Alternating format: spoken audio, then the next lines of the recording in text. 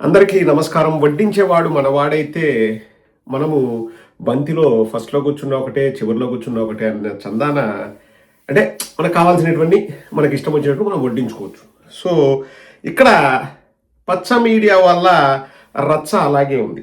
So వేరే వాళ్ళనైతే ఒకలాగా, మా వాళ్ళనైతే మేము వేరేలాగా చేసుకుంటాం, చూసుకుంటాం, కాపాడుకుంటాం అనే ధోరణిలో వాళ్ళ మాటలు ఉంటాయి. వీకెండ్ కామెంట్ బై ఆర్కే అనే ఒక చచ్చు ప్రోగ్రామ్ రన్ చేస్తుంటాడు బూత్ కిట్.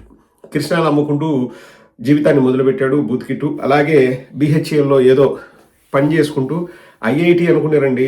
మన బిఆర్ నాయుడు చదివింది ఐఐటి కాదు, ఐటీఐ. ఐటీఐ చదివి ఏదో ఫిట్టింగ్ సెక్షన్లో సూపర్వైజర్గానో ఏదో ఉండి ఏదో చేసుకుంటూ జీవనాన్ని మొదలుపెట్టాడు బిఆర్ నాయుడు. వీళ్ళందరూ కూడా ఇంకా పొట్లాలు చుట్టే వంశీ ఏం చేస్తున్నాడో మీకు తెలుసు. ఇంకా సాంబిగాడు పెట్రోల్ బంక్లోనే ఆడో పని చేసుకునేవాడు. సో ఇలా అన్నీ అవే అండి. ఓన్లీ అజెండా ఏంటంటే చంద్రబాబు నాయుడుకు జాకీలు పెడతాం, బాకాలు ఊతామని వీళ్ళు పైకి వచ్చినారు. ఇప్పుడు వీళ్ళు చదువు చెప్తారంట, ఆంధ్ర రాష్ట్ర ప్రజలకు చదువు చెప్తారంట. మీరందరూ కూడా ఈ కిరసనాలు అమ్ముకునేవాడి చదువు, ఆ ఫిట్టింగ్ సెక్షన్లో సూపర్వైజర్ చదువు, ఆ మిడ్ నైట్ మసాలా ప్రోగ్రాములు చేసుకునేవాడి చదువు, బంకుల్లో కిరసనాలు అమ్ముకునేవాడి చదువు, వాడి చదువు మీరు నేర్చుకోవాలన్నా. బిఆర్ నాయుడుపై చాలా చాలా ఆసక్తికర దరిద్రపు కామెంట్స్ చేశాడు ఈ వీకెండ్ కామెంట్ బై ఆర్కేలో బూత్ కిట్. విని తరించండి ఒకసారి ఏం మాట్లాడాడు. ఇద్దరు వ్యక్తుల మధ్య సాగేది వారి వ్యక్తిగత వ్యవహారం. ఈ క్రమంలో అధికార దుర్వినియోగానికి పాల్పడిన, ఒత్తిడి చేసిన నేరం అవుతుంది. బిఆర్ నాయుడుకి ఆ మహిళకి మధ్య ఎటువంటి సంబంధం ఉన్నా అది వారి వ్యక్తిగతం అని భావించాలి. అయితే చలామణిలో ఉన్న వీడియోలు, ఇతరత్ర అంశాలు ఆయన టీటీడీ చైర్మన్ గా నియమితులు కాకముందటివి కనుక నాయుడు మహాపరాధం చేశారని చెప్పడానికి లేదు. ఎంతటి వారైనా కాంతాదాసులే అన్న నానుడి ఊరికే రాలేదు. ప్రముఖులకు మహిళలతో అనైతిక సంబంధాలు కొత్త కూడా కాదు.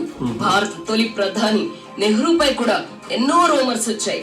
రాజకీయాలలో కీలక పదవులలో ఉన్న వారిపై గతంలో కూడా ఎన్నో వార్తలు ప్రచారంలోకి వచ్చాయి. ఈ క్రమంలోనే బిఆర్ నాయుడు వ్యవహారం తెర మీదకి వచ్చింది.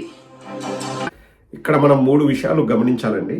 మొదటిది, అసలు బిఆర్ నాయుడుకి ఆ మహిళతో సంబంధం ఉన్నా అది వ్యక్తిగత బంధంలాగా పరిగణించాలంట.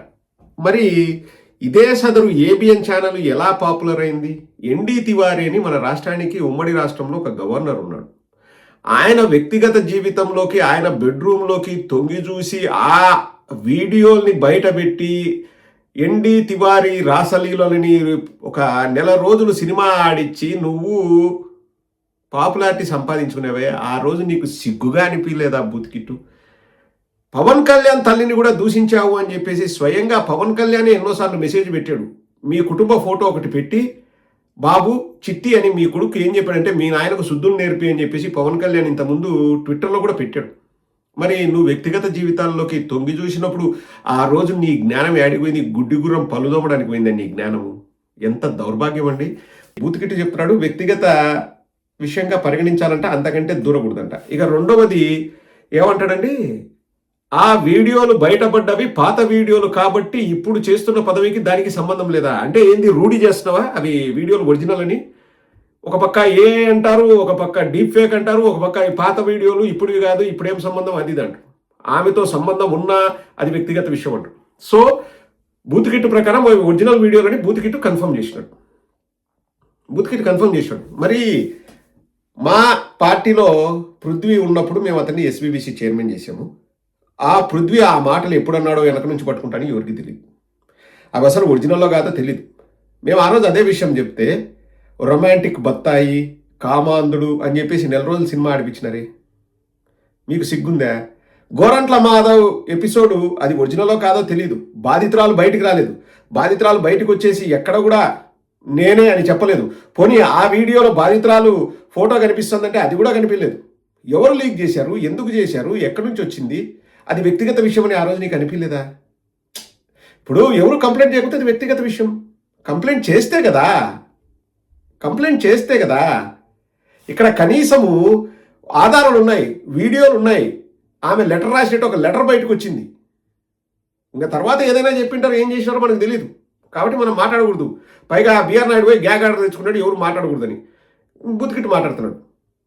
అంటే మీరు చేస్తే సమయం, సందర్భం, ముహూర్తం, రావుకాలంలో చేశాడా, లేకపోతే ఇంకొక కాలంలో చేశాడా, మాఘమాసంలో చేశాడా, శూన్యమాసంలో చేశాడా, ఇవన్నీ మేము ఆలోచన చేయాలా. అంతే కదా బూత్కిట్టు.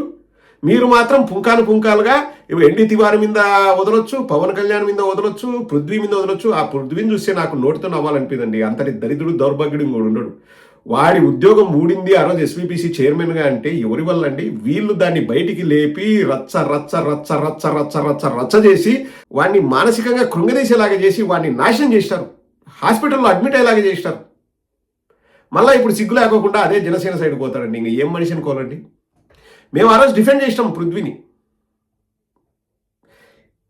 రాజీనామా అయితే చెయ్యాలి, ఎందుకంటే తిరుమల పవిత్రతను దెబ్బతీయకూడదు, కానీ దాన్ని ఇన్వెస్టిగేట్ చేయాలని చెప్పినాం.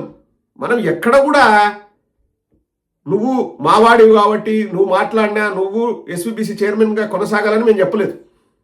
ఇప్పుడు వీళ్ళందరూ కూడా బీఆర్ నాయుడిని రాజీనామా చేయమని చెప్పి అతను రాజీనామా చేసిన తర్వాత ఫైట్ చేసి సచ్చీలతను నిరూపించుకుంటుంది ఓకే, కానీ అట్లే నేను ఉంటాను అంటకాగుతానని ఉంటాడు.